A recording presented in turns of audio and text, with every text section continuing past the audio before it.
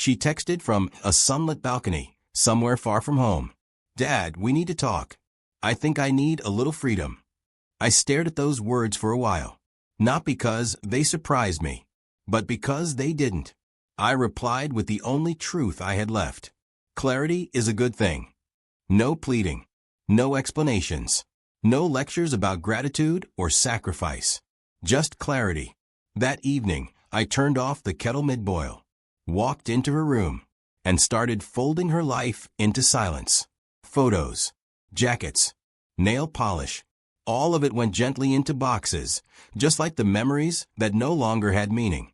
By sunrise, I stood outside the apartment, her belongings stacked neatly on the curb. A note taped to one box. "You asked for space. Here's all of it." I posted a photo of myself handing the keys back to the landlord. No caption. That was enough. 15 minutes later, her friends began texting me like wild alarms going off at once. "Uncle, what's happening? Why is her stuff outside? Is she okay?" She didn't message. Not even a question mark. That told me everything. My name is Walter Jameson. And from wherever you're watching this, stay with me. Because one day, she'll tell her version of this story. The poor daughter, whose father packed her things without warning. But here's the version no one asks for. The man who paid the rent for 7 years straight. Who missed vacations, dates, and medical checkups, so she wouldn't miss a single dream. Who stayed up every night during her exams just to keep her tea warm. And when she finally felt free enough to leave, she didn't walk away. She slipped a text in the middle of a girls' trip. Like letting go of a balloon she forgot she was even holding. Have you ever raised someone so fully, only to realize you were just a placeholder for their independence? That day, I stopped being her father in her eyes. So I decided to stop being the landlord in mine. But this story doesn't end at the curb. Because the real twist was yet to arrive, in the form of a letter she never expected to open. 3 days passed. No calls. No apologies. Just silence, the kind that builds its own walls. But I've learned something in my 63 years on this earth. People don't reach out when they're sorry.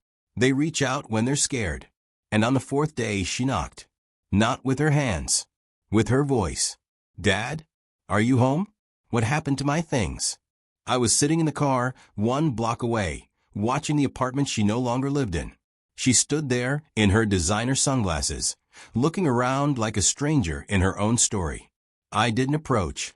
I didn't explain. I let the silence stretch across her like a shadow she couldn't outrun. Inside the apartment, now echoing with emptiness, I'd left her just one thing behind. A letter folded neatly, tucked in the drawer where she used to hide her birthday cards from friends. The envelope said, "Freedom has a price. You're welcome to it." In that letter, I told her everything I never said. How I sold my late wife's jewelry to keep her enrolled when tuition spiked. How I gave up a second marriage because she said she wasn't ready for another woman in the house. How I spent Christmases alone when she chose ski resorts over fireplaces. But I never resented it. Until her message. "Dad, I think I need a little freedom." She didn't realize I'd already given her all of it. The kind of freedom that costs a man his retirement, his home, his last good years. All she had to do was ask. Instead, she treated me like an obligation she couldn't cancel. So she quietly unsubscribed. That evening, she texted again. "I didn't mean it like that. Can we talk?" But by then, I had moved. A different town. A smaller space. 1 chair. 1 bed. No photos. I didn't tell her where. I left her the only thing she said she needed. Freedom. But what she didn't know was this. I had also left behind something else. Something she wouldn't discover until the landlord handed her the new lease. And she saw the name that wasn't hers. I hadn't planned on pettiness. Only peace. But life has a way of offering unexpected closure, quietly, and sometimes in print. She had returned to the apartment with hope in her hands, thinking maybe, just maybe, I had cooled off. Maybe we'd talk. Maybe she'd cry. Maybe the furniture would still be where she left it. But what she didn't expect was the landlord greeting her with paperwork. Your name isn't on the lease anymore, miss. She blinked. What? He handed her the file. The new lease. New occupant. New terms. All under the name of Clara Hastings. She froze. Not because she didn't recognize the name, but because she knew it too well. Clara was the woman I'd once loved, the one my daughter called a distraction. The woman I'd let go, because my daughter said she'd never accept her. You're all I have, Dad, she once told me. So I chose her over Clara. Every time. Clara never asked me to choose. But now, she didn't have to. Because when I gave up the apartment, I didn't give it to strangers. I gave it to Clara. The kitchen my daughter once used to criticize, Clara now baked in it. The living room where birthday gifts sat unopened, now hosted poetry readings on Sunday afternoons. My daughter stood on the curb, staring at a door that would no longer open for her. She texted again. Dad, I saw the name. Are you serious? I didn't answer. Because she never understood that love is not an unlimited resource. It's not a forever buffet you keep walking away from, assuming it'll always be warm. It's a seat at the table. And she gave hers up. I wasn't angry. I was free. And for the first time in years, I didn't feel like a ghost in someone else's home. She, on the other hand, finally felt what it meant to knock on a door and not be recognized. But this wasn't revenge. Not yet. Because she hadn't opened the second envelope. The one Clara was instructed to hand her if she ever came asking for why. And in that envelope was a truth heavier than rent. Clara called me that evening. She didn't need to say much. I could hear it in her voice, that subtle tremble only a woman with too much grace and too much history can carry. She came by, she said softly. I gave her the envelope. I just nodded. Even in silence, she could hear me breathing through the past. My daughter stood at Clara's doorstep, no longer the child who used to curl up beside me to read fairy tales, but a woman now face to face with what she'd thrown away. The envelope wasn't thick. Just one sheet. Typed. Dated. Signed by me. To my daughter, it began. This is not punishment. This is permission. You asked for freedom, not knowing you've had it all along. I never held you back. I only held the door open longer than I should have. I listed every sacrifice she never noticed. The car I never bought for myself because she needed one for college. The job I stayed in 5 years too long just to make sure her rent never lapsed. The nights I ate alone while she celebrated with friends I never met. And then I wrote the only line that mattered. The cost of freedom isn't rent. It's responsibility. You have both now. Use them well. Clara told me she didn't say a word as my daughter read it. She just stood there, holding the doorframe, watching a once entitled young woman realize what silence really feels like. No arguments. No loud cries. Just quiet. When she finished reading, she folded the letter neatly and placed it back in the envelope. He really moved on, didn't he? She whispered. Clara, ever so calm, replied. He didn't move on. He just stopped waiting. And that, right there, was the moment my daughter learned what absence feels like when it finally starts answering back. She didn't take the envelope with her. She left it behind, like all the other things she assumed would always be there. But even that wasn't the final blow, because what she'd soon discover was that the next lease in her name, the one she proudly signed, came with strings I had already pulled. A month later, she posted a photo online, standing in the doorway of her new apartment, beaming, coffee mug in hand. Fresh start, the caption read. I didn't like it. I didn't share it. I simply read it the way you read an obituary. Words written too late, for things already gone. What she didn't know was that the lease she'd signed had passed through my hands first.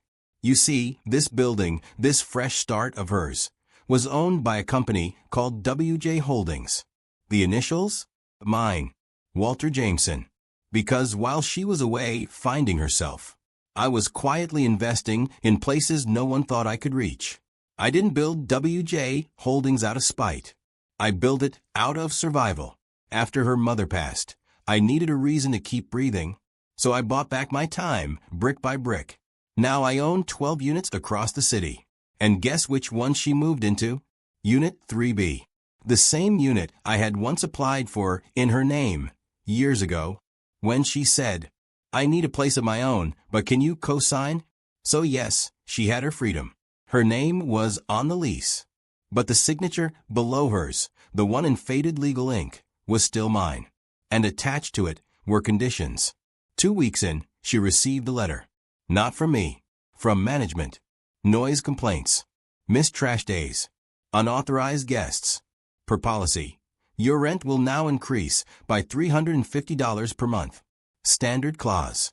When I had written myself, years ago, never expecting to use it, she texted again. "Dad, you're behind this, aren't you?" I didn't reply. Because revenge isn't always loud. Sometimes it's printed on official letterhead and folded twice before being mailed. She wanted space. She got it, 850 square feet of it, taxed, templated, and quietly tethered to the man she tried to leave behind. But even then, I didn't want her to suffer. I wanted her to understand. Because you don't learn the value of a foundation until you feel the cracks forming beneath your feet. And soon those cracks would spread right into her job, her car, and a future she thought she controlled. She always thought life was a ladder she climbed alone. I was just the scaffolding, meant to disappear once she was high enough. But she never asked who built the rungs. A week after the rent notice, her phone bill doubled. The company offered no explanation, just a revised employee discount policy. She texted me again. "Dad, did you change something with the phone plan?" I didn't respond. Because I hadn't changed anything. I'd simply removed myself. For 9 years, I'd been silently paying her line under the family plan. She never asked how. She just assumed it would always renew like magic. Magic ends. Especially when the magician walks off stage. The week after that, her car insurance lapsed. Apparently, she'd forgotten it was in my name. She called the agency. They said, "You'll need the co-signer's consent to reinstate it." She didn't even bother texting me after that. Because it was dawning on her, slowly, painfully, that freedom isn't free. And the invisible net she'd taken for granted was gone. Meanwhile, I was living small but whole. 1 bedroom. No mirrors. Just a radio that played the blues and a porch that held my peace. Clara brought lemon bars on Sundays. Sometimes we didn't speak for hours. Just 2 people who knew the value of shared silence. I wasn't watching my daughters struggle out of cruelty. I was watching it out of closure. Because sometimes, the only way to teach someone the weight of love is to let them carry life without it. She tried to hide the unraveling, posting filtered smiles, captioned courage. But her eyes, they told a different story. One of late bills, distant friends, and nights where silence screamed back. Then came the final push. The day she applied for a promotion and learned that her reference contact, the one that had vouched for her every step of the way, had been quietly removed from her file. My number, my name, gone. She got the rejection letter 2 days later. No reason listed. But she knew. And that night, she called. Not to yell, not to explain, but just to ask one thing. Can we talk not as a daughter and father, but as 2 people who lost each other? I let the phone ring 4 times. Not out of cruelty, but because I wasn't ready. You raise someone for decades. Hold their hand through nightmares, first crushes, broken bones. And then one morning, they text you like a stranger with an announcement. I need freedom. But tonight, her voice trembled like it used to when she had fever dreams at age 6. "Dad, I didn't know how much you were holding." I didn't answer right away. Just listened to her breathing, slower now, unsure. She continued quieter. "I thought being independent meant shutting you out. I didn't realize how much of my life was yours." I finally spoke. Freedom isn't the absence of people. It's the presence of understanding. You didn't need distance. You needed honesty. She went silent, then said, "Can we meet?" Not at the apartment, just somewhere simple, neutral. I suggested the park where I taught her to ride a bike. The one where she once scraped her knee and cried like the world had ended. She arrived alone. No makeup. No filters. No phone in hand. Just her raw human and finally real. We sat on opposite ends of the bench. Birds chirped like nothing was broken. And for the first time in years, there were no roles. No father. No daughter. Just two people. Two broken hearts trying to understand where they stopped beating together. She asked questions. I gave truths. Yes, I had paid for more than she realized. Yes, I had sacrificed relationships, time, even retirement. No, I didn't expect repayment. Only recognition. Only space to feel like a person in her life, not a utility. She cried. I didn't.